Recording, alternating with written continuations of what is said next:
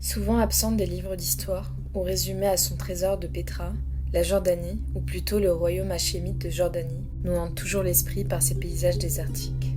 Son histoire a été marquée par les dizaines de civilisations venues s'établir dans le pays. Sa situation géographique en fait beaucoup parler, puisqu'elle est entourée par l'ouest par les territoires palestiniens et Israël, au sud par l'Arabie saoudite, à l'est par l'Irak et au nord par la Syrie, tout en ayant un accès sur le golfe d'Aqaba et la mer Rouge. Nous avons sillonné le pays du nord au sud pendant plusieurs jours et nous avons été surprises par le contraste qui existe dans une si petite région du monde. On passe des sites archéologiques importants comme ceux de Jerash et de Madaba, à la mer Morte, en passant par la cité magique de Pétra, et pour finir sur le désert apocalyptique du Wadi Rum.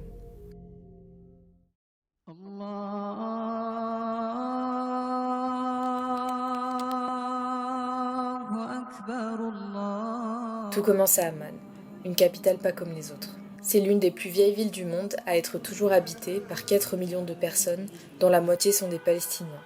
Les rues, les bruits, les odeurs émanant des restaurants de quartier et les sourires et regards croisés avec les Amaniens me rappellent Tunis, ma ville natale.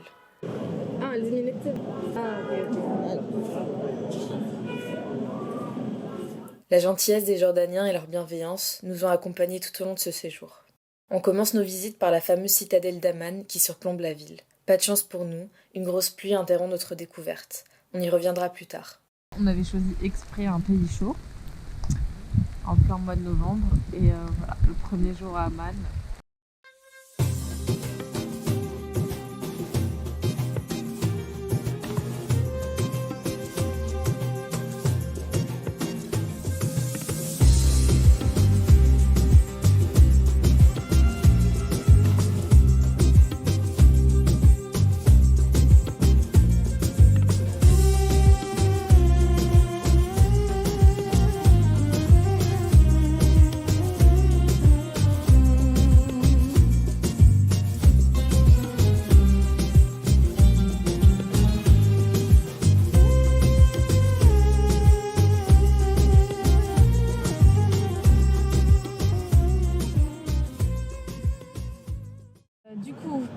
Pour résumer nos quelques jours à Amman, je dirais que les principaux endroits à visiter, c'est déjà la citadelle d'Amman. C'est, je pense, l'endroit le plus connu, le plus touristique à Amman.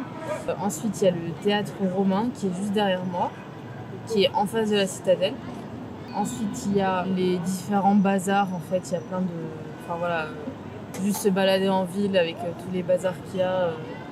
C'est super sympa, surtout à la fin du voyage. On a fait la mosquée bleue ce matin. On l'a fait uniquement de l'extérieur, mais on peut aussi entrer à l'intérieur. C'est une mosquée vraiment super grande et avec un dôme bleu. C'est vraiment très très très beau. Pour la nourriture, il y a du choix, comme un peu partout, mais je dirais les quelques trucs à tester. Il y a le Hachem Restaurant. C'est un restaurant local en fait où juste on s'assoit et ils nous ramènent plein de petits plats, hummus, falafel, bavaranouz, tous les plats en fait locaux ici. Il y a plein d'endroits où on peut acheter des pâtisseries, enfin il y a du choix quoi, c'est pas ça qui manque. Voilà. Ça s'appelle Kounafe et voilà, c'est avec du fromage, pistache, cannelle, cardamome, miel, voilà, c'est ce que je sais là. Ah, c'est bon.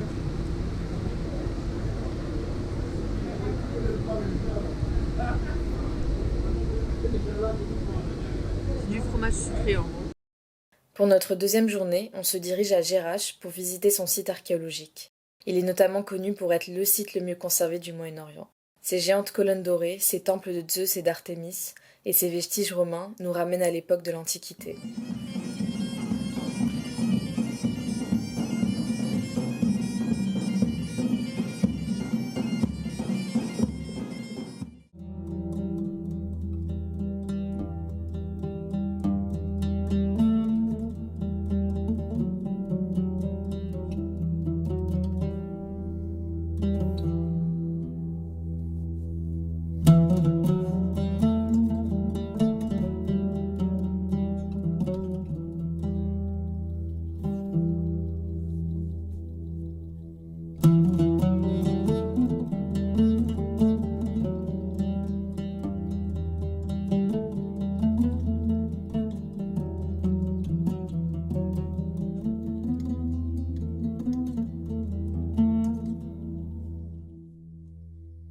Pour la fin de la journée, direction le château d'Ajloun, un splendide édifice musulman magistralement situé sur la montagne d'Aouf.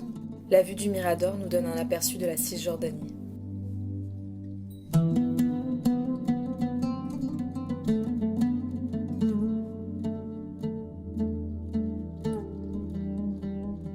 Sur la route du retour, entre Aqaba et Amman, on fait un petit détour sur le château de Kérak. Cette forteresse, qui date du XIIe siècle à l'époque des croisades, est un vrai mélange de styles byzantin, arabe et européen. C'est un concentré aussi d'histoire locale et d'archéologie de la région de Kérak, allant de la période préhistorique jusqu'à l'ère islamique.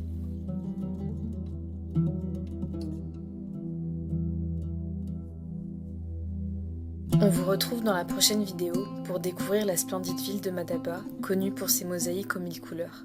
Le mont Nebo et son incroyable point de vue sur la vallée du Jourdain, et enfin la mer Morte où l'on vous emmènera flotter avec nous tout en découvrant le Wadi Nouméra.